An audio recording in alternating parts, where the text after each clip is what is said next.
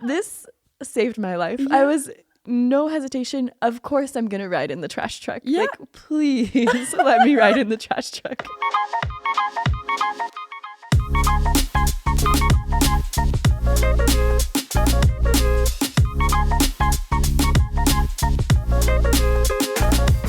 Hi, I'm Sarah, and this is Travel Like You. Today's episode is quite the ride, literally and figuratively. Hannah, my friend and the badass solo traveler, shows us how even in this day and age, we still can rely on help from kind strangers, and I even share a few of my own stories this time. Seasoned solo travelers, or those who are looking to try it out for the first time, this one's for you.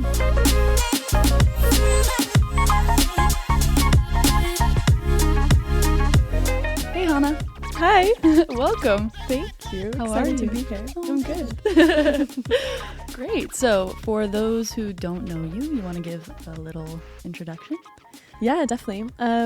So I'm American. I'm from Seattle, Washington. Currently living in France. 26 years old, working at a university, English teacher.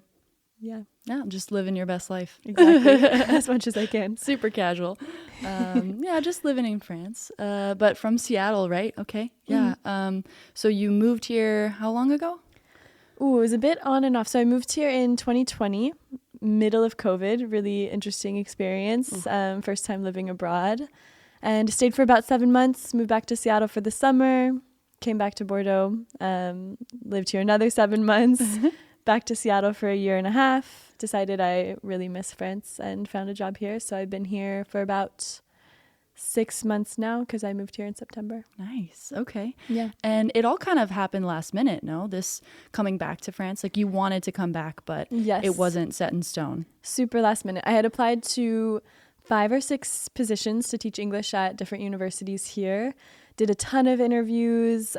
Every response I got was, "You're our runner-up candidate. If someone doesn't take the position, it's yours." Oh, And so I was like crossing my fingers and toes, like, okay, someone's going to say no. Like they have to. they usually do. Yeah, usually they do. But no, everyone took the position. And so, yeah, I was really disappointed. I was like, okay, it's going to be another year in Seattle. Here we go. And then in July, I randomly get a WhatsApp message and all of the words are connected. There's no abbreviation, no spaces. And so I'm like, this seems pretty much like a scam, but Yeah. I'm going to read it. Let's check it out. And it's like, "Hi, Hannah, we urgently need someone to fill a position at the University of Bordeaux. We need this to be done in the next couple days before the office closes for the summer. Whoa. I found your number. Please give me a call." And so I'm telling my parents, they're like, "Do not call that number. Like, there's no way." Yeah, call it from like a landline, like Yeah, a payphone exactly. or something. Yeah, like a burner phone, like throw it away after. No, but so I respond and it turns out it was legit. I think her phone was probably just bugging. Like, this is my now boss. So Yeah. I love this lady. She's definitely not a scammer. And yeah, I end up taking the job. And so I had about a month to prepare, get my visa and move to France. It was pretty crazy. Holy cow. Oh, a month. Yeah. Oh, the stress. I can't imagine. Yeah, it was the nice thing was I had done it twice before, so I kind of knew the routine and I Yeah. just went through all the administrative tasks. But Yeah. Oh, man. but yeah, busy time for sure. Hey, but hey, happy to it be worked here. out. It did. That's It was worth amazing. it. Yeah, definitely. Wow. Yeah. I didn't even realize that it was, I knew it was last minute, but holy cow. I didn't know that it was like a sketchy WhatsApp message. Exactly. And I don't check my WhatsApp often. I would just Sure. randomly was like, what's going on here? Yeah. When you're back in the US, it's not really the Used as form much. of communication. So Yeah, that totally. makes sense. Dang. Oh, well, hey, what's meant to be is meant to be. It's true. Really? Yeah, I'm so That's thankful awesome. to be here. Yeah. And so you've done quite a bit of traveling in your life. Yes, I have. I was going to say you give off this like world traveler vibe. And I imagine that in Seattle, at least I imagine you did some like regional Yeah, stuff definitely. over Yeah. there. Yeah, I grew up doing a lot of camping and backpacking and outdoorsy type things. So did a lot of that. My family wasn't big travelers when I was a kid. If we were going to do something, it was road trips. Nice. And so I have really a love-hate relationship with road trips. As you can imagine, a family of 5, Yeah. embarking on a multiple-day road trip. Oh, There's yeah. always... I used to go from South Florida to Montreal, Canada Yeah. with anywhere from 5 to 7 people in a single vehicle. Yeah, so that's insane. And I mean, we're both the youngest child, but I was always in that back seat that's pretty much the trunk, and I'm like, hey guys, I have to pee, like please stop the car. And it was usually me that had like was near peeing her pants, and so it was always urgent, like stopped on the side of the road. And we usually drove like pretty much through. We would stop at a motel or something, not a motel for a night, just to sleep, but something just to sleep a little bit. And I, being the youngest and of 4 to 5 children, because at one point I had a stepsister, but I would get, you know, we would get the 2 double beds and then the cot. Yeah, they'd roll in the cot and from then, like some. Oh, but I didn't get the cot because it was my parents in one bed, my oldest brother and sister in the other bed. My other brother got the cot, and I got 2 chairs pushed together. No. Or I got the floor. So, damn. Yeah, love-hate relationship with road trips too. Yeah, seriously. I also still get really nauseous, so I think like I had to fall asleep. Same. Yeah, I can't read in the car. Like it's usually just music, honestly, or look out the window. But. Dang. Yeah. So we started as little road trippers as kids. Yeah. Look at us now. Yeah, out here. I mean, I still do like road trips, but I like that I'm an adult now and can plan it, and I can plan my stops and like how long I'm going to go between. My parents like straight shot, like we're getting there in 26 hours. Let's go. Like coffee in the cooler behind them. Red Bulls. Seriously. That's wild. So it's good to have a little more relaxed version of a road trip now. Yeah. Yeah. When you're in control. Traveling is totally different. Yeah, seriously. Don't want to be stuck to someone else's itinerary. No, for sure. So before we launch into some of your travel stories, I have one request, and that is on this podcast, I like to ask people one no context story. So I hope you have one prepared, just something that, you know, at the end, if you want to give context or not, you don't have to tell me yet. But just something you'd like to share without any other details. Okay. I had a couple ideas in mind, but I think I'll go with this one. One time I watched a man mistake a couch for a toilet. And that's all I'm gonna put out right now. You can imagine, let your creativity do the work there. But oh my god. Okay, right. So the only context we have is that you were traveling, and okay, God, the questions that that come to mind or something immediately. Like all right. Well, you do see some crazy things. So while you're on a trip, we'll do that too. Oh, there's a detail. Yeah, watch out. Okay, cool. All right. Well, that aside, you've had some pretty cool experiences. Like you said, you grew up camping and things like that, and so you've carried that on through into your adult life. That's something that I know that you look for when you're going out to have another trip or to go somewhere new. You want to get out into nature. Definitely. Okay. Let's see. I think we'll start with, how old was I? I think I was in my senior year of university, and I did a hiking trip right before starting my study abroad in the south of France. So it was my first time coming to France, and I decided I wanted to do the Tour de Mont Blanc. Which is, for those of you who don't know, it's the tallest mountain in the Alps, and it borders Switzerland, Italy, and France. Wow. And so it's 170 kilometers, and people usually do it between 7 to 10 days. And so I'm like, okay, I'm going to do this on my own, like solo hiking trip, which I had never really done before. I have always done things in groups. Wait, so you were like 21, 22? Yeah. And you were going to go do a solo hike for 7 to 10 days by yourself? Yeah, exactly. That you've never done before? Yeah. And it took a lot of planning, because the nice thing about this hike is each night you can stay in a mountain refuge. So you don't have to bring a tent. You don't have to bring food. Like, you really just need your hiking stuff and a good map and all that. And it took a lot of planning to reserve the refuges, or like the mountain huts. And so I'm calling these little mountain huts in Italy, trying to be like, one room, please. And it took a lot. Yeah, it took a lot of preparation. But yeah, I finally had everything set. I took off, headed over there, flew into Geneva, took a little I think it was a bus. Yeah, I took a bus to Chamonix, which is in France, and I started my hike around there.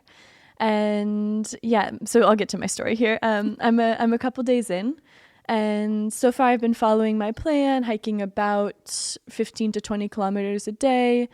Gorgeous views, alpine lakes. There's quite a bit of elevation, but it was really, really beautiful. Wow. And each night in the refuges, you sit down for dinner, and it's kind of family style. So you get to talk with people from all over the world who are doing the same thing.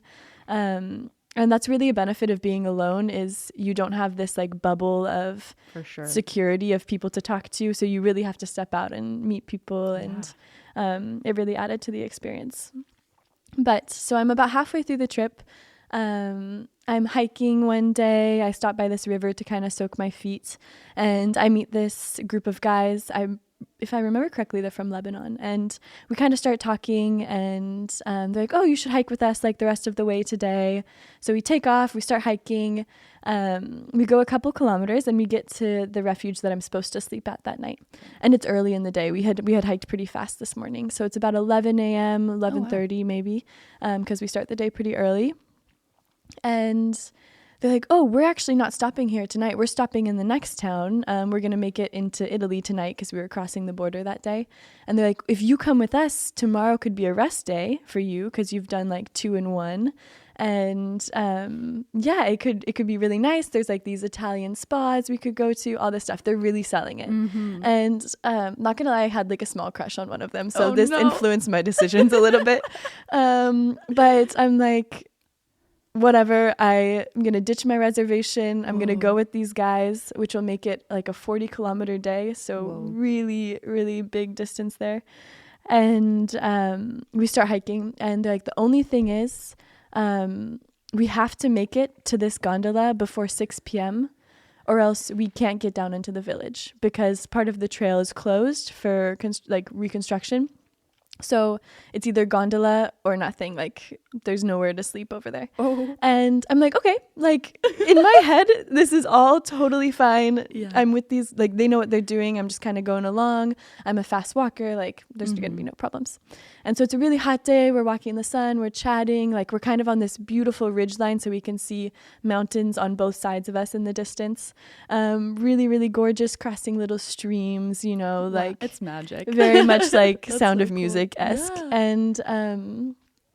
And yeah, so we're getting pretty close, and so we've been hiking for a couple hours now. It's getting we're about an hour out from 6 p.m. and they're like, hey, I don't think we're gonna make it. We're gonna run the rest of the way.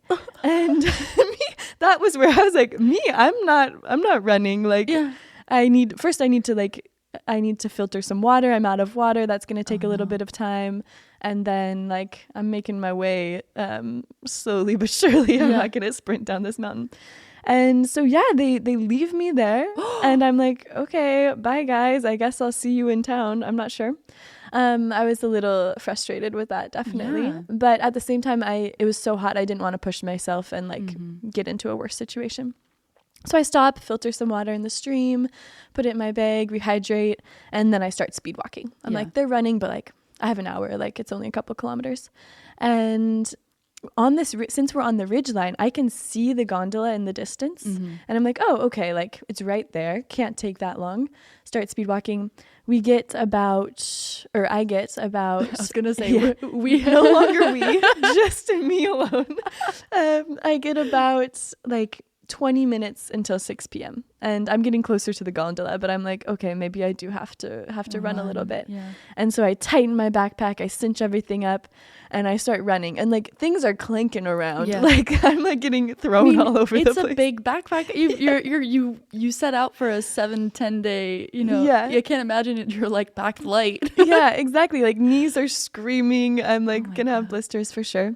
And I get up close to the gondola, running, and as I approach, the gondola worker is locking the door. The gondola is now closed. And I talk to him. I'm like, oh, like I need to get down to town tonight. I have nowhere to sleep.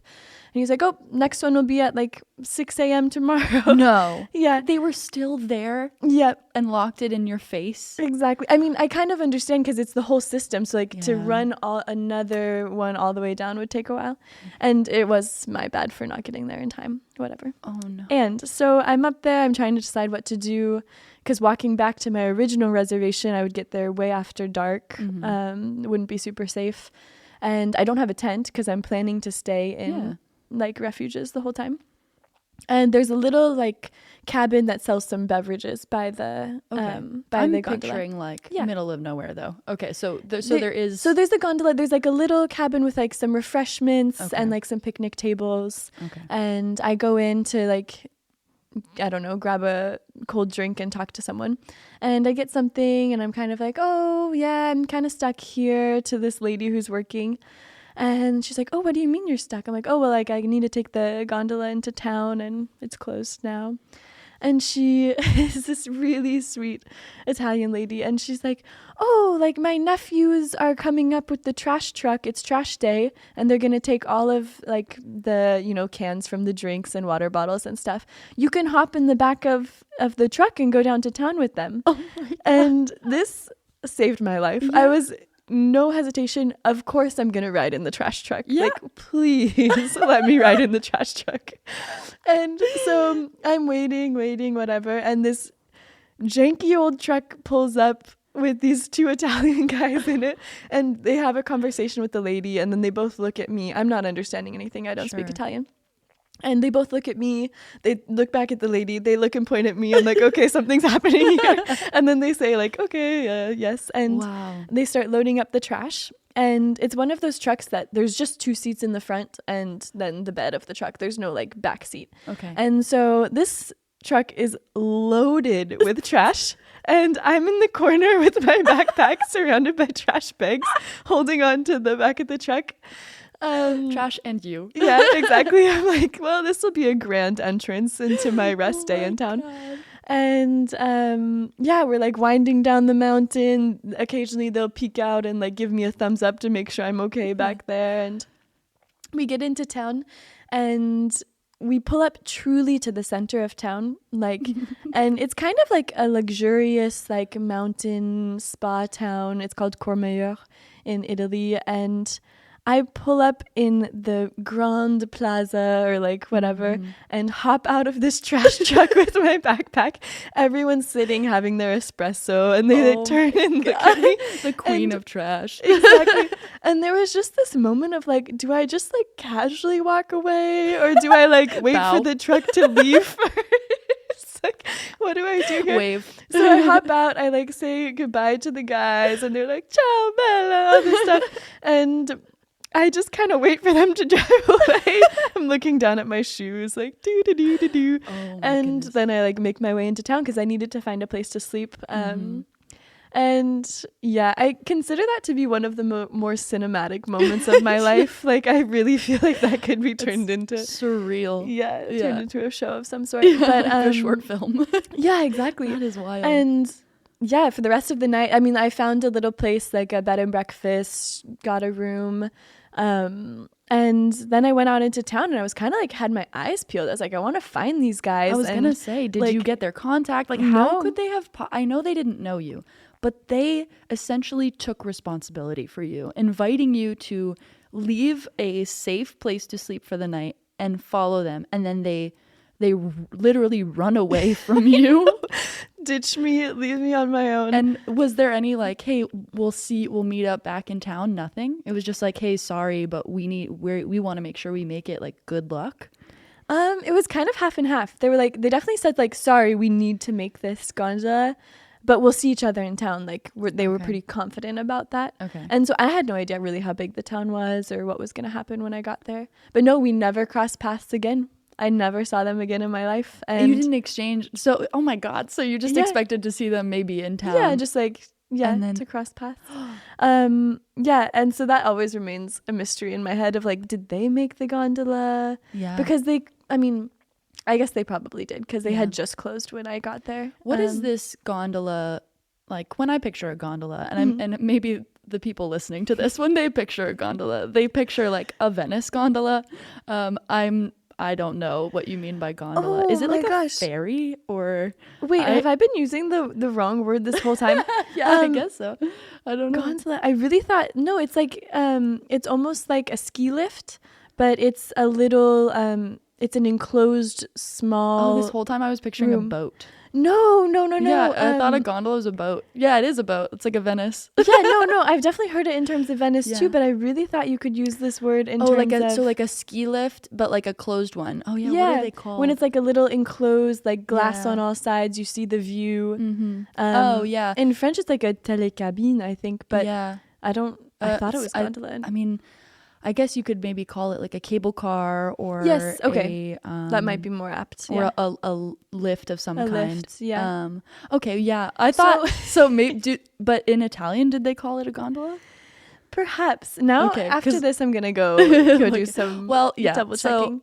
So for those of you who might have imagined the complete wrong thing, I was literally picturing a boat in the middle of the mountains, like on a must have been like a river, like lake situation that brought you into town. No, that was even more like cinematic, but that's hilarious. No, this is just like a little ski lift type situation, but enclosed. You hop in, and it like the you like the ride wires the cable. The cable brings you back down.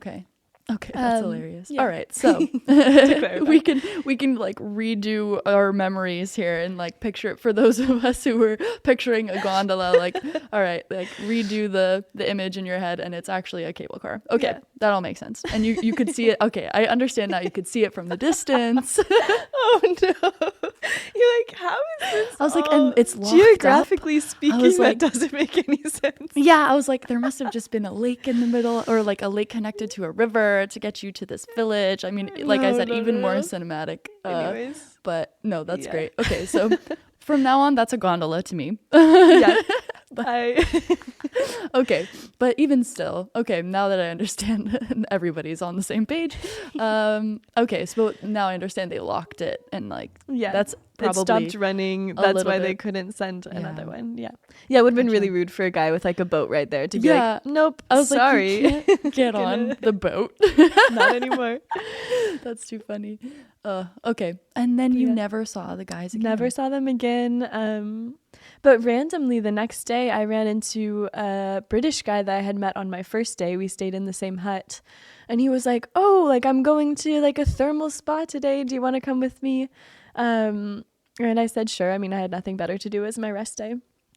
And so it turned into a lovely rest day with somebody else that I had met before.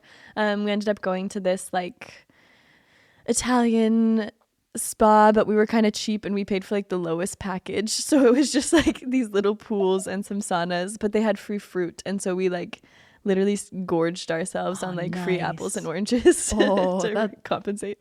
But that sounds nice. But so it turned into a fun rest day, even though I didn't see the other guys.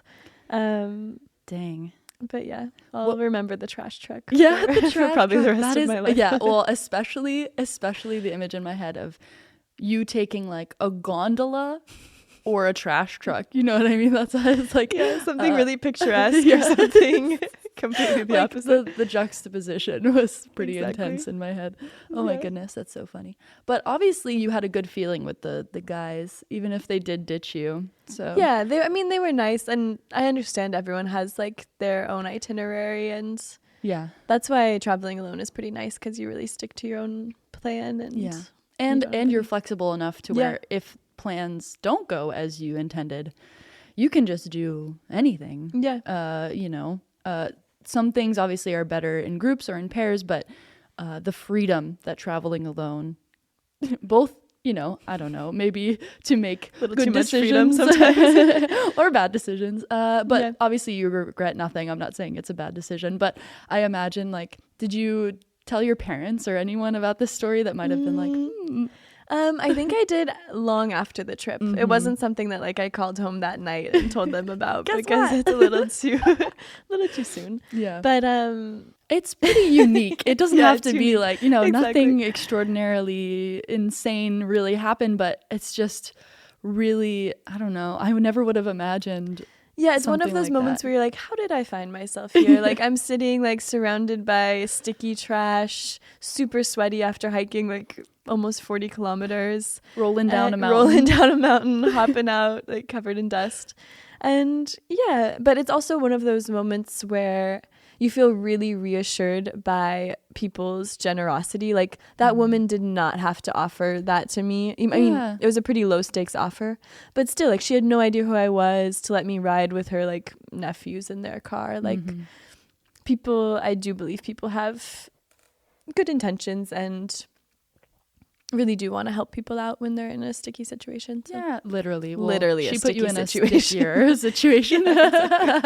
Well, hey, you know what? It makes your mind sort of wonder what you would have done if, you know, but it, you know, everything that happened, I guess, was meant to be. You didn't want to hang out with those guys that night. You wanted to meet the British guy the next day, totally maybe. Yeah. No, I did think about what would have happened. Yeah. Like, maybe I would have like put my sleeping bag up against like the little beverage stands to have some like shelter from the air and just like slept there for a night. And like that would have been fine too. I would have had to like eat all of my sports bars and stuff for dinner. And but so it would have been okay. I wouldn't have died or like had any horrible like no like frostbite. Yeah, or, exactly. It would have been fine, but not ideal. Of course. For sure. And I can't imagine that you're the only person that has missed the cable car. I was going to say gondola. I'm like, sure that's happened to others as well. And normally you could take the trail down. So there, you could just take a hike down the trail and it takes another hour or two. Oh, okay. But I guess there was some sort of block or trail block that they were working on, or I don't know. And in general, you know, you trusted your instincts, you know, in any case, like you were like running down the hill sounds like a bad idea, you know, like I need water, it's hot out. You were still on like survival mode, and that comes with traveling solo too, is remembering that like you need to take care of yourself at the end of the day. So you were like, I'm not gonna run down the hill and break my leg or whatnot. Like, no thanks, I'll pass on that one. I'll stick to my own pace. That's very fair. Yeah, definitely. And like we have to at some point make compromises too. Like there was the moment where I'm like, would it be better to run and potentially roll my ankle or be trapped up here for the night? I'm not sure. I guess I'll take the potential. But you still got this amazing story and like the spontaneity of it, like doing something that you didn't intend, you know, not sticking to your plan can sometimes really work in your favor. And sometimes you get in situations like this, but I mean, it's still an experience. And you got the cool rest day in the spa. Yeah, exactly. Like that's pretty cool. Overall, you didn't necessarily plan that in your trip either. No, not at all. So and also it made me think like if I had been in a bigger group, I don't know if the woman would have offered like all three of you can ride down in the truck with them. You know, like there is also a flexibility of being alone, of like you kind of sometimes you get, I don't know if I want to say privileges, but you get accepted into certain scenarios that groups not always would be accepted into. Yeah, no, definitely. I did a quick story from me. I did a solo trip around Portugal, and it was my first time ever doing anything like that. I'm far too much of a like people person, extrovert. I get too in my head when I'm alone, so I never imagined myself planning a solo trip of that, you know, magnitude by myself, you know. So a week, 3 cities or 3 places in Portugal, nice. Top to bottom, all by myself. And the beauty of being alone was really something that changed me since. Like I see travel totally differently thanks to that trip. And I, you know, met someone really sweet in Porto, and we hung out for like the rest of the day. We met on a walking tour, and then, you know, I had a buddy for the whole day. Yeah, I love that. And you get to meet someone new and learn about them and enjoy things together. And then, you know, we kept in touch on Instagram after that. And then in Lisbon, I did another walking tour that was great, but then didn't get a buddy for the rest of the day. And that was okay. I did a lot more things by myself that day. But then, you know, something didn't work out. I really wanted to go to this one restaurant that had a photo show where they were going to be singing and playing, you know, the guitars and everything. And that evening I wanted to, but there was no space. And so I panicked a little bit, and I was like, well, and it was dark. It was February 2023. And I didn't know what to do because my plans fell through, but I went to another restaurant that was recommended to me, like got a little sandwich, but it was like the place to get a sandwich. So I felt still like I checked something off my list. And then I was like, what do I do with the rest of my life? What do I not the rest of my life? The existential questions. What do I do with the rest of my night? And I hadn't met anyone in my hostel yet. So I called my dad and I walked around the city on the phone with my dad. And that was like comforting, and it made me realize like, you can do this by yourself. Yeah. And then, you know what? The next night, I got the last spot in that restaurant. I tried again. I didn't let it like get me down. Yeah. And I got a spot in that restaurant. The food was amazing. They like paid a little bit like attention to me because I was alone. Yeah. And I got basically front row center and beautiful. I could have cried, you know what I mean? But had I actually tried to invite someone from my hostel with me that evening. There wouldn't have been space. And there wouldn't have been space. Yeah. And so the beauty of being alone sometimes when you're traveling is really sometimes an experience in and of itself. Even if the location that you're going to isn't as spectacular as, you know, as you imagine, like just the experiences that you get being by yourself sometimes is something in and of itself. Yeah, I totally agree. Yeah. And how did you feel eating was that your first time eating at a restaurant alone traveling? No. Or No, okay. I had actually done a mini solo trip prior to that. Okay. I'd never done a week-long thing or multi-day thing. But I took a solo trip just to Paris. Maybe a month. No, maybe it was like, it was like the year before actually. And I went, or maybe it was the same year. Doesn't matter. So I had practiced basically just to see what it would be like. And in order to get myself in the mindset and to reassure myself, I sort of planned my whole day. I gave my day a theme. Nice. And so I took essentially a day trip, although I did stay, I think 2-3 days in Paris. I took the train. This is when, where was I? I think I was still, I can't remember if I was still in Nantes or if I was in Bordeaux. Anyway, I took a train to Paris, and basically I spent the whole day going to all of the oldest places in Paris, particularly oldest eating establishments. Okay. So I took myself on a little food tour, and sort of giving myself an itinerary so that I didn't have too much time to sort of think about the fact that I was alone helped a lot. I, checked into my hostel. I did this whole, honestly, it was more like an afternoon, but I ate a couple meals alone in a restaurant. And the last one was like my dinner was like a several course meal at this restaurant that like I was literally sitting there by myself, and I had like appetizer, entree, dessert. And I filmed the whole thing. That also gave me another sort of goal for the day. Took lots of videos, and later I posted it on Instagram. It gave me something like to motivate myself to forget that I was by myself, because really I'd never done anything like that before. The next day I saw my friend who was living in Paris, so I had that to look forward to too. But eating alone is also an experience. Yeah, it was, I feel like my first solo trip, that was a hard thing I was good throughout the whole day. I loved being alone. Like I loved spending time with myself, all this stuff. But once I sat down to eat, I was like, I would like to share this with someone. Like I'd like to talk over the meal.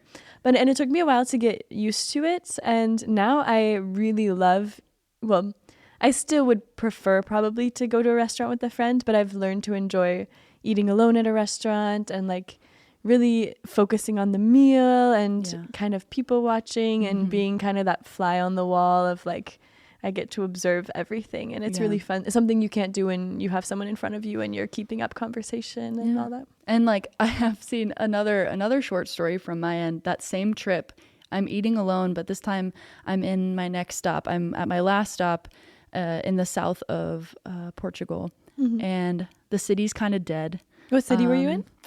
Oh my Faro? gosh. No. Lagos?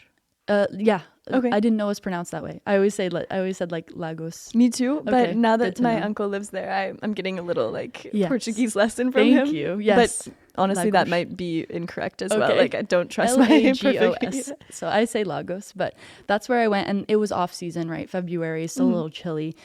Still got some really cool like hiking in, but then that evening I was tired. I just wanted to find somewhere to eat, but still get some good food.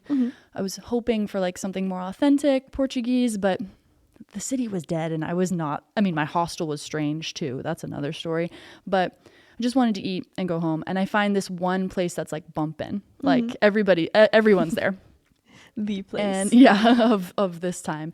And long story short, they seat me in the center of the damn restaurant, like right in front of where the musician is about to start. Show tonight, yeah, and I'm by myself, so they're giving me a little bit of special treatment because they're like, "Oh, you're here to eat alone," and I'm like, "Yes, I'm hungry," So I sit down, I order like a burger because it was one of those like, let's bring the U.S. to Europe kind of restaurants, totally. Like. And so I get like a burger and a beer, and like I don't know what to do. The musician's gonna start soon, but I don't know what to do because I feel like all eyes are on me because I'm right in front. And I just start reading like a book on my phone. And eventually the musician starts, and so I'm respectful. I'm watching, and he calls me out a little bit, like he's playing like wedding music. It's like shout out to my girl Sarah tonight. Like no, like he just like points at me, and is like where are you from or whatever, and I'm like, oh, the US or whatever. And like I said, we're talking like Journey, Queen, like he's singing all those like wedding music songs. Everybody knows them. Everybody loves them because it's very obviously multicultural in this bar restaurant. And some older man tries to sort of talk to me, and I'm like, oh yeah, whatever, and then I just like go back to eating. And then there's another point where this German man walks by, older, he's got to be in his 50s or 60s, and he stops, and I again am new to traveling alone, and so I forgot that like this whole self-preservation thing where like you need to learn how to lie. Yeah, like not everyone extent. needs to know that you're a woman traveling by yourself. That's if anyone takes away anything from this, lying is okay when you're traveling alone. Definitely. I had not learned that yet, especially when I'm stressed. I think I'm honest, So I was trying to enjoy my meal. He comes by and he goes, "Are you here by yourself?" And I'm also a people pleaser. I'm like, yeah, but it's fine. I'm, I immediately did he offer to sit with you? So not just that. In fact, he was like, no, come with us. He's at a group of other men his age on the other side of the bar. And he's like, come sit with us. And I'm like, no, really, it's fine. Da, da, da. And I don't remember if he walks away and comes back or something, but I did end up agreeing to go sit. I was going to say, I would have caved there probably. Was, again, like I'm in front of everybody. I mean, the musician is there too. Like I was I was basically done with my meal. And I was like, they seem nice. My instincts kicked in, and I was like, these men could be my father's age. Like they seem chill, and they're German, and they seemed really nice. So I was like, sure, whatever. So I get up, and it's loud in there. And we're talking, and they're all older, and so most of them can't hear me when I talk, but they're asking me a lot of questions, so they end up like playing sort of like telephone. It's not like even telephone, but they're actually getting up and switching seats. It's like musical chairs to come listen and talk to me. And again, I'm being far too honest. I'm like, oh yeah, I used to be a reporter, and so they asked me for my Facebook page and stuff. Yeah, and I'm like, oh my god, what am I doing? Too much info. God. And I just didn't know what to do. But again, they were all very sweet, and they're all there on like a golfing trip. They do this every year, and most of them have like wives or ex-wives and children, and so we're chatting a little bit, and not far into this, the original man asks me if I want to dance, and I'm like, oh no. He says, do you dance? And again, that's such an interesting way to pose that question, because I go, yeah, but I'm not going to dance now. Like yes, me personally, I do. Yeah, because I didn't want to, I'm crazy because I didn't want to seem like uncool. I'm like, yes, I do dance. It's wild behavior. But I was like, yeah, I do dance, but I'm not going to dance tonight. You know what I mean? Like my line is drawn. that was so dumb of me, but I basically cracked the door open. And he goes, no, he like insists a little bit and then he gives up.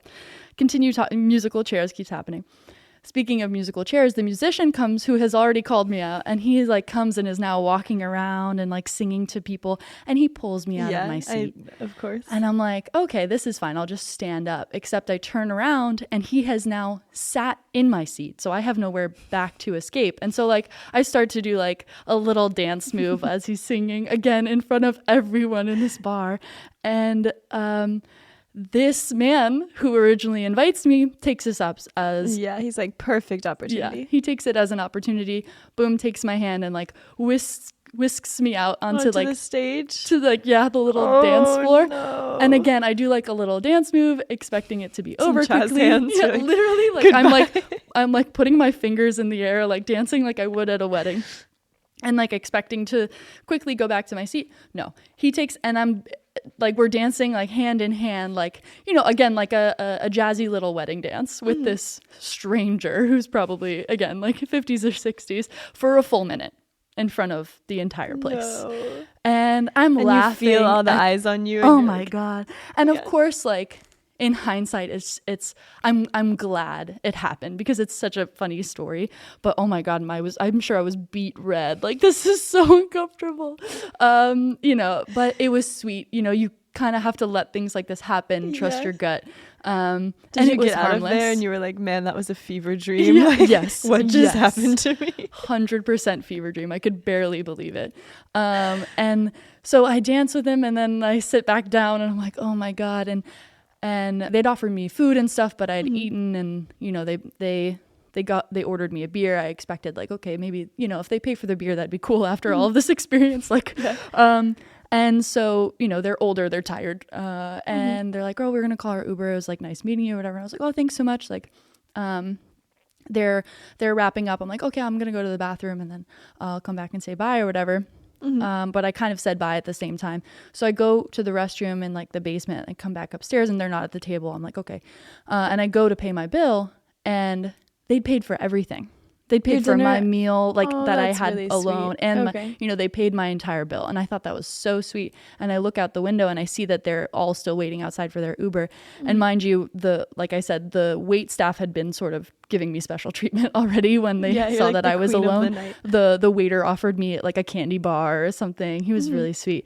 And then when he saw that I realized they'd paid for me, he was like, oh yeah, they're outside. So I run outside and I'm like, you didn't have to do that or whatever. They were so sweet. They offered, you know, come stay with me and my family in Germany. Or another one has like, I have a place. Have connections everywhere. Yeah. One of them's like, I have a place. I have like an apartment in Prague if you ever like need somewhere to stay. Yes. And I'm like, wow, okay.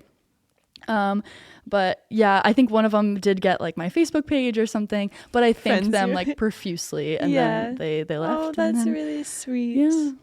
It's true that you never know where like, where things will go or No. That's one of my like alone stories that I'm like, hey, not what I would have expected for my evening. I needed fun memory. Yeah, I needed to shower. Like I was not in any place to like socialize. You're like, I just wanted to come and read my book and like eat a burger and go home. But. Exactly. And I did call it a night after that. I didn't try to go party or anything, but no, that was a really like funny, strange solo experience that, you know, I'm happy I let happen. And sometimes you have to let these things happen. Yeah, definitely. Sometimes it's uncomfortable at first, but it's fun in the end. I was gonna say too, like when they feel like a fever dream, like it's so funny sort of digging back into your memories. Like I'm thinking of you being on this mountain and you meeting these random men and then them ditching you, and I'm like, did they really exist? Was this just a figment of your imagination? Little blip of my It was really sunny that day. It was actually just some heat stroke. Yeah, you'd been hiking for a few days, because the fact that you never saw them again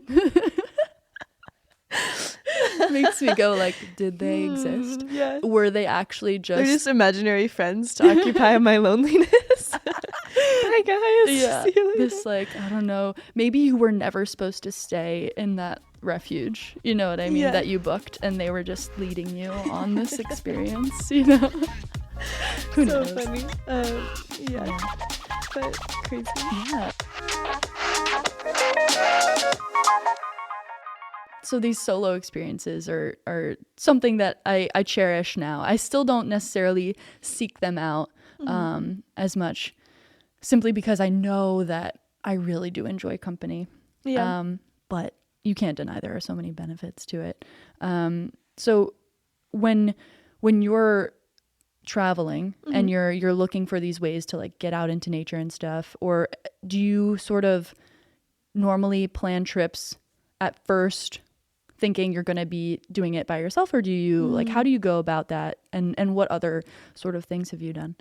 Yeah, I feel like it depends. Usually I know if I'll be alone or if I'll be with people, and I really just kind of ask myself like, oh, would I prefer to do this alone, or would I prefer to have someone with me? Yeah.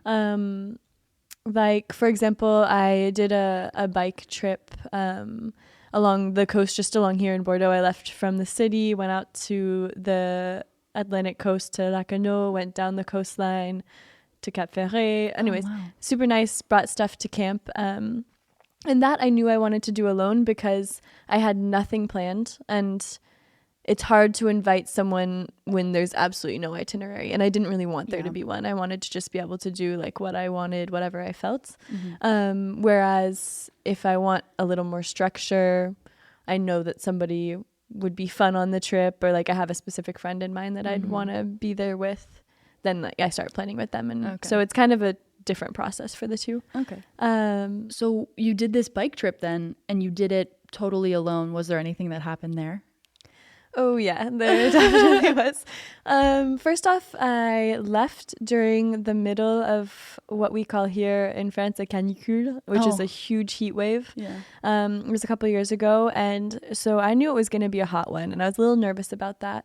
And in general, before solo trips, I always have this, it's such a unique feeling in my gut of like, I know that, I don't want to say danger, but I know there's some element of like going out into something alone and like only having myself to rely on, you know, that strikes like a little fear in me, but I kind of like that feeling because I know I'm gonna like overcome it and feel good afterwards.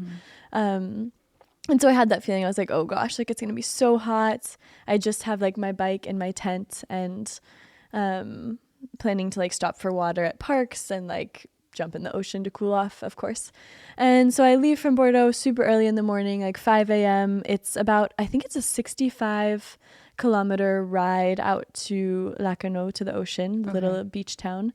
And so I'm biking out there, really lovely, stop by a lake and swim for a little bit, get to the ocean. And so each night I had no idea where I was going to sleep. I had my tent, and I knew like along the trail there's going to be like wooded areas, and I'm honestly not sure if this is legal, but I would just put my tent up like in some trees, and like I'd put it up right as the sun went down. I'd pack it up when the sun rose and call it a night. But so the first night I set up my tent kind of off of this like big parking lot by the beach. There was a wooded area, and I found a little spot, set it up, and in the morning I am woken up to a bunch of just footsteps near me, and I swear there was like a horse trail or something, because I thought I heard like hooves and whatever. And so I'm like waking up, I'm looking around, and yeah, I had fully, because I set up the tent kind of in the dark, I had fully put it up like right next to a trail. Oh no. And so people in the morning had been like walking by like, what is going on here? Yeah. Anyways, pack it up, start biking. And this day was really beautiful. If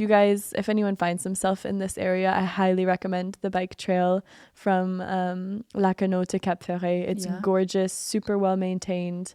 You're in and out of pine trees along the ocean, passing all these beaches. It's really, really beautiful. And this was the really eventful day. I was getting a little bored. I put in my headphones, start listening to music while I'm biking. And my bike has like a little basket in the front where I put like all my essential things that I might want while I'm biking. And then I strap my stuff on the back. And I hit a big bump. And I kind of see my stuff move around, but I didn't really think anything of it. And then all of a sudden my music stops. And I'm like, oh, so I lost maybe my phone. I lost something to have mmade the music stop in my headphones. So I stop, I turn around, I kind of bike back, and I'm looking for my phone. And right at the same time, I see, because there was a guy sitting on a bench by where I hit the bump. I see this guy quickly pack up and take off in the other direction. And so instantly I'm like, fight or flight, like I'm gonna go fight. This man has my phone. Like I'm chasing after him in my bike as fast as I can, and I'm kind of catching up, but then there's a V in the trail, like classic moment of like, which do I go, right or left? I don't know where he went. And I go one side and I don't see him anymore, and I'm like, damn, okay, like did he steal my phone or did I just not see it? Like I have no idea. And I don't know what went through my head, but I was just kind of like, oh well, like continue with the itinerary, and I just start biking the other way. Or anything? Yes, I did check my bag. Sorry. I did, yeah. So I checked my bag, it wasn't there, and that's why I like started looking in the ground and stuff. So my phone is for sure lost now. I don't have it. And I'm like, well, I guess I had plans to meet up with a friend. She was going to do the last day of my bike trip with me. And in my head, I was like, I should just continue with the plan because she'll meet me there that day and I'll tell her I lost my phone and we'll be good. And I was pretty relaxed. Like I got to this beach, locked my bike up, went for a swim. It was kind of this weird weight lifted off of like, I actually don't have my phone and I don't need it and I'm going to be fine. And I know the trail, I know what I'm doing. And so I swim, I like come back, I get a beer at this little place by the beach, and I'm sitting down and I have a book, so I'm reading a little bit, but just trying to stay in the shade because it was so freaking hot. And these guys, the place is pretty full. These guys come up, they're like, hey, you're alone. Like, there's no more free tables. Could we sit with you? And we'll just do our own thing. And yeah, and so I keep reading and they're like, oh, what are you doing? You seem like I was pretty greasy and like salty from the ocean and hadn't showered in a day or two after biking. And, so I tell them the story, and I also tell them that, but like today was a bit of a bummer. I lost my phone, and like, you are so calm for losing your phone. Like, what is up with this? And I was like, well, yeah, I mean, I can't find it. I tried to look. It wasn't anywhere to be seen. And did you mention the man? Yeah, okay. I did. I mentioned the man. And they start getting really heated for me. They're like, we're going to find your phone. Like, we have our car. We can drive back there. Like, we're going to really look. And so this was the first interaction I had with someone. And they have phones. And like, well, tell me your number. Let's start calling it. Let's see if anyone picks up. Let's see like where we could find it. And as we're doing this, they ask me about my life, where I'm from. I'm living in Bordeaux. I'm American, all this. And they're like, oh, no way. Like, we know someone who lives in Bordeaux who's also a foreigner. Her name is Renata. Like, do you know Renata? And I was like, oh my gosh, like, is she Brazilian? Yeah. And they were like, yes. And so we had a mutual friend that we had no idea about. And so then we're calling Renata and we're like, hey, like, guess who I found? All this stuff. And we end up, someone answers the phone and they're like, hey, we found this on the trail. We're at a campsite not far from where you are. Nice. We'll be here until 5 p.m. And the guys are like, let's load up the car. We get in their truck. We drive over, get my phone. Everyone was super nice in the experience. Turns out the man, by the way, that I had chased did not steal my phone and was probably just terrified that I was like hauling ass towards him, trying to catch up with him. So he was probably like, gotta lose this girl. Like, she's crazy. So he did not steal my phone. Someone found it and brought it back to their campsite. And so, yeah, I got my phone back, met some friends in the process. Yeah, I guess I'm really relating my two stories now. And it seems as though I find myself in these situations. And maybe I have a little too much confidence in the world. But, like, I feel like things always orchestrate and it happen in the end. Things are okay, regardless of maybe my poor decisions. Yeah, I mean, what do they say? Luck is like, what do they say? Luck is like when good timing meets I don't know, but yeah, I've heard that phrase before. I think it is good timing meets. No, because that's kind of the same opportunity thing. Is good timing. When the right person is in the right place at the right time or something. I don't know. But I mean, it just sounds like you're, if anything, really lucky, but you can also trust your gut and make good decisions and trust your sort of instincts with meeting certain people. And sure, should you have chased down that man? Maybe not. But, you know, it wasn't for nothing. Yeah. And, true. You know, maybe it's a funny story for him too. Or terrifying. I don't know. Who knows? But yeah, I guess there is also some benefit to I don't know really why I do that, but to just kind of going on as if nothing wrong happened. Like when I went in the mountains, when I went in to get a drink, I was just kind of like, well, I guess I'll just go get a beverage and kind of decide what to do. And then I was encountered by this woman who wanted to help me. And same story with the beach. Like I wasn't freaking out, trying to like ditching all my plans. And I just kind of continued on and kind of, I left the opportunity to see where it took me. Type of deal. I was gonna be like, what's it like to not have anxiety? How does that work? This is like an anxious person's nightmare. Yeah, it's true. But it's true. If you can, obviously this is extremely nerve-wracking, but if you can really look at the situation, sort of get outside your body for a minute and realize like, what are you going to do? Is freaking out going to make the situation better? Yeah. No. And so if you can help it, if you can sort of regulate like, hey, at the end of the day, I am safe.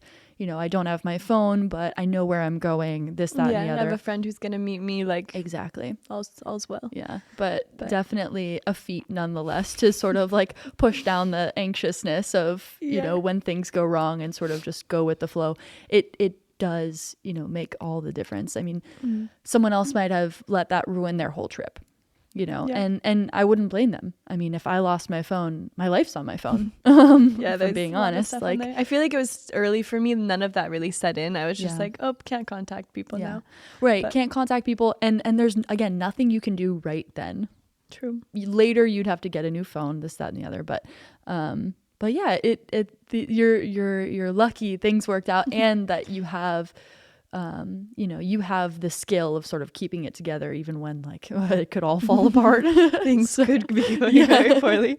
Yeah, that's good. But it turned into a great trip. The next day I took so if you bike down all the way to Ferret, you can take a little ferry back to the mainland because it's kind of a peninsula, and met my friend there. We did another day down to Biscarrosse and really gorgeous. It all worked out in the end. Yeah. And for those of you who don't know where any of this is, we're in the southwest of France. Bordeaux is not too far from the Atlantic Ocean. And so when we talk about these places like Lacanau, Cap Ferret, all that is in like either the basin or along the Atlantic Ocean, if I'm correct. Yeah. Okay. Just to get a little visual of the map. We're not on the Mediterranean or anything, but still southwest of France. Yeah. And so the beaches are beautiful and you have these bike trails. I'm not a big biker. I try in the city. That was new to me, you know, getting a bike and biking around Bordeaux because I've actually done bike tours and things like that before on trips, but biking in a city I'd actually never done before Bordeaux, but it's pretty bikeable. Yeah, it's known for being very bike friendly here. But that was an adjustment too. It's different when you're like biking in the countryside to avoiding buses and scooters. And not every day my life is by. on the line. And it's still very bike friendly. So keep in mind it's dangerous as hell, but also bike friendly.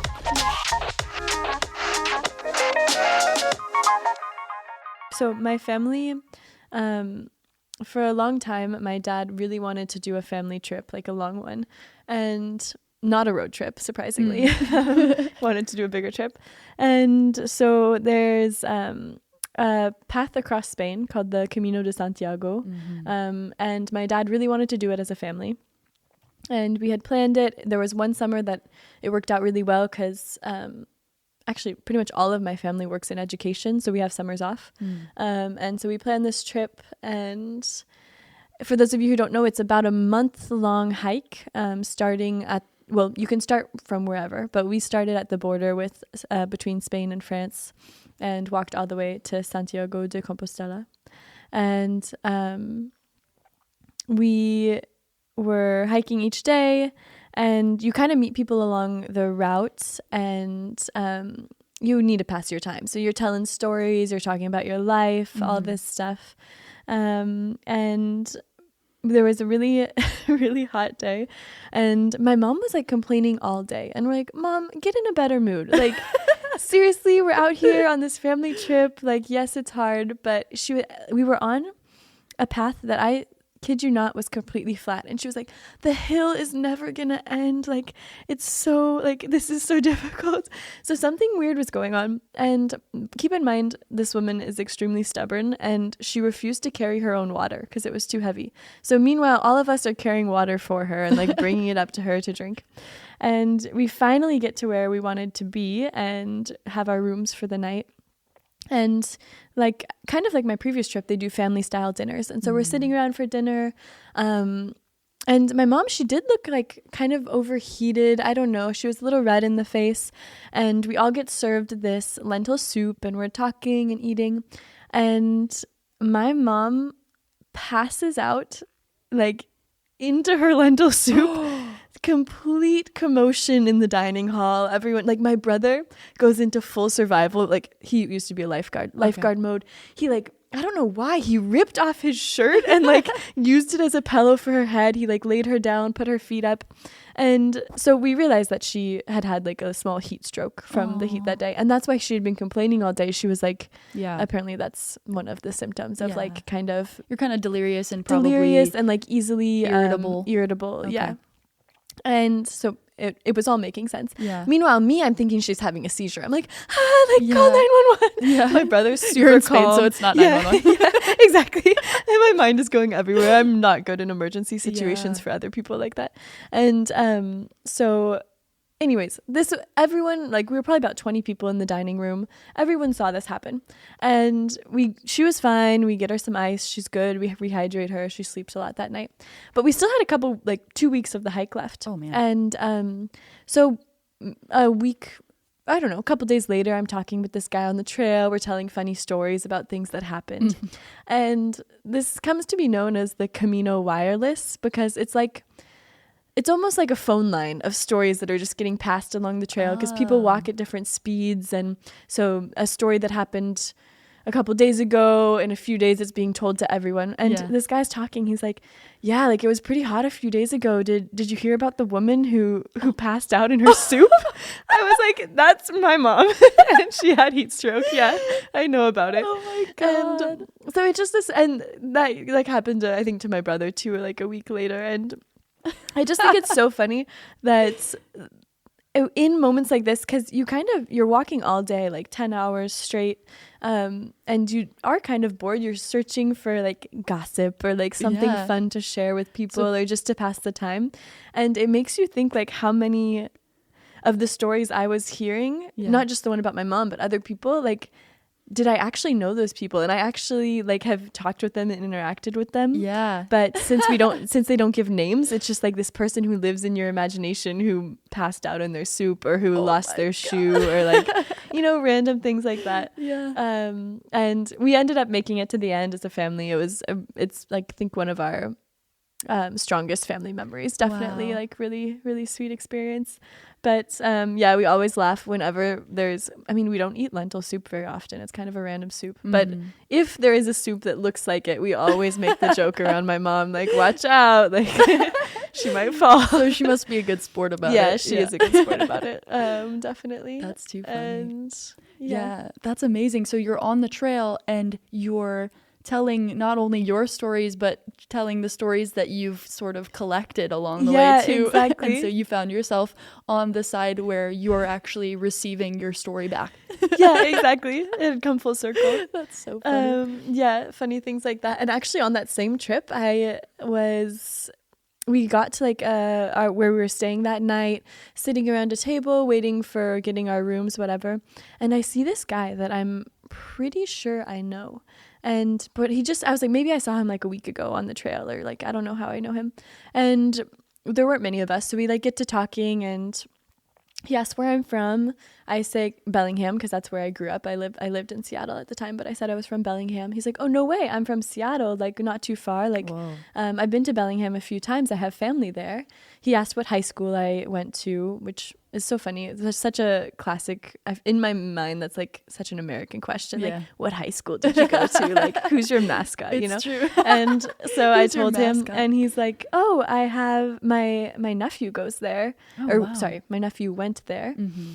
And I asked what year he graduated. He said 2015. I'm like, oh, I graduated in 2016. Like, I must know this guy. Yeah. And I asked his name. And I kid you not, he says the name of my ex-boyfriend. No! And so I'm like, you are the uncle of my ex-boyfriend. What? And I told him that. We started laughing for a while. And I was like, this is why you look so familiar. Like, now that I'm thinking about it, I've been to your house. Oh my because goodness. when we were dating, we stopped by his uncle's house to pick up some random thing. We're heading to like a Mariners baseball game, and we needed to pick up keys to get into a parking garage or something like that. Yeah. And so I had briefly met this man for like 30 seconds in this exchange, and now I'm meeting him along the trail in Spain. The world is so seriously small moments like sometimes. that crack me up so much. That's amazing. But wow. Yeah, super random. That's hilarious. Oh my goodness. And I'm sure that story got spread along the Camino wires too. Who knows?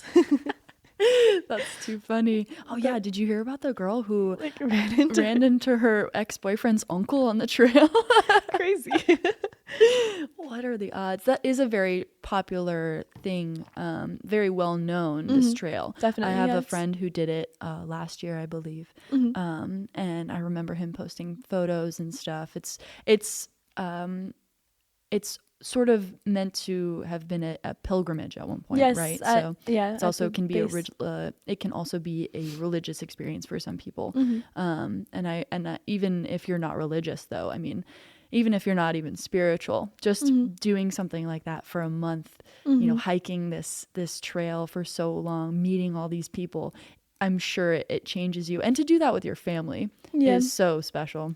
Yeah, it really was. And I agree with you. I think the majority of the people I met actually weren't doing it for religious reasons, but more of like a spiritual, or like a challenging themselves, or just doing it to meet people from all over the world. And yeah, walking for a month straight, reaching like, it's difficult to have a goal that seems so far away, because each day you make a little dent in the huge distance that you have to cover. Yeah, I mean, you do 2 weeks and you still have 2 weeks left. Like that's wild. Yeah. And it's across France and Spain, right? So originally people, since it is a pilgrimage, people would just leave from their house and walk all the way to Santiago. And so that's why there's so many different trails and paths that have been made over the years. But there's the most common paths where there's the most, how would I say it? Where there's the most like infrastructure for the pilgrims. We call each other pilgrims, but like for example, where my family started, Saint-Jean-Pied-de-Port in France, that is the Camino Français, and so that one is really well known. It goes like straight shot from there to Santiago. There's also one that goes along the coast of Portugal or along the Atlantic coast of Spain, and so there's a bunch of different routes. And but we encountered people along the trail that began from their houses in like Belgium, and they've been hiking for 5 months. And so it really depends on what people decide to make their experience like. Wow, that's amazing. Yeah, I didn't realize. I thought it was mostly France and Spain. Portugal makes sense, but coming all the way from Belgium is really crazy. That is amazing. I would say those cases are probably more rare, but still it happens. That's amazing. So as we're wrapping up, I want to bring it back to your no context story. And I'm very curious. Do you want to give any more context? You don't have to, but as a reminder, she did witness a man mistake a couch for a toilet. And we don't know any other details. Did you want to give any more? Yeah, I mean, it wasn't me who mistook the couch for the toilet, so I'm very happy to share about that. So yeah, I was staying at a hostel in Budapest. It was one of those like classic party hostels. They advertise like all the drinking games that are gonna happen that night, and like, so it was a pretty rowdy crowd, I would say. And they did organize like going out to clubs, and all of the people working there, that was like their signature like intel. Like they knew the best clubs, the best times to go, all this stuff.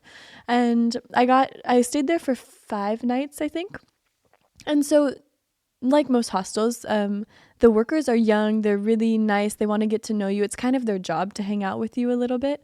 And so I got to know them. They were pretty funny, and I think, I'm trying to think of, it must have been a weekend night. Anyways, we had done like a bar crawl type thing. We get back to the hostel. I'm like taking off my makeup, whatever, go to bed, and sleep great, honestly. And the next morning I wake up and I see the worker, and he's like pacing like by the desk. I'm like, hey, what happened? Is everything okay? And he asked me if I want to see some footage from the night before, because they have cameras everywhere for security. And I'm like, if I'm allowed to, like, of course. Sure. I'm like rubbing my hands like, oh, what are we going to see? And so I go behind the desk and we watch this replay of, you see the man opening the door from his room, stumbling through the hallway, like kind of hitting himself up against the walls, and his eyes are half open, probably from going from like dark to really bright. He didn't really have his eyes open, and man is visibly very intoxicated still. And he completely misses the door for the bathroom and turns the next corner, which is into the living room. And he goes in front of the couch and he pulls up one of the couch cushions, you know, like how you'd pull up a toilet seat. Oh my God. Drops his pants and like starts to shit on the couch. And then you see the night worker running into the room being like, stop, stop, stop. And this guy brings out a like sidearm, tries to punch the worker. The man who's in the middle of pooping on this couch. He's also trying to fight this worker. The worker's backing away, like, do not touch me. Like, I do not want to be infested by this. Yeah. And yeah, basically he got kicked out of the hostel, of course, you know. So this was this was like the common area of the hostel? Yeah, common area of the hostel. Because I did wake up and I was like all the couch cushions are gone. Strange. And so then I see the guy pacing and it's all coming together. And yeah, so that's just a funny, I guess it was supposed to be no context story, but now you have all of the context. Yeah. But yeah, it makes me wonder how many people were shown that video. Right, if they're so willing to be like, exactly. He's stressed, but he's also like, here, hey, let me show you why. Let me show you how bad it was. God. But I think the guy got kicked out, never saw him again. Right. That's fair. Yeah, honestly, find somewhere else. And I hope he's okay. Yeah, for the record. For the record. I mean, it's within the hostel's right, I think, to kick someone out who does something like that. I'm guessing, I don't know exactly the details. Hostel, I feel like they probably let him like continue sleeping that night. It wasn't like you're on the streets tonight, but he couldn't stay there anymore after. Jeez. So yeah, that was a pretty funny way to start a day in Budapest, to see that video and then be like, oh, here I go to the market. That's too funny. Yeah. Well, hey, Hannah, thanks for coming. Of course. Thanks for having me. Thanks for listening to my chaotic story. And I can't wait to hear if you have anything else. You know, will you take this time a recycling truck down the mountain in the Pyrenees, or who knows? A goat steals my phone. Yeah. I'm not sure. Don't chase it down this time. But yeah, happy travels. Thank you. I'll see you next time. Yes.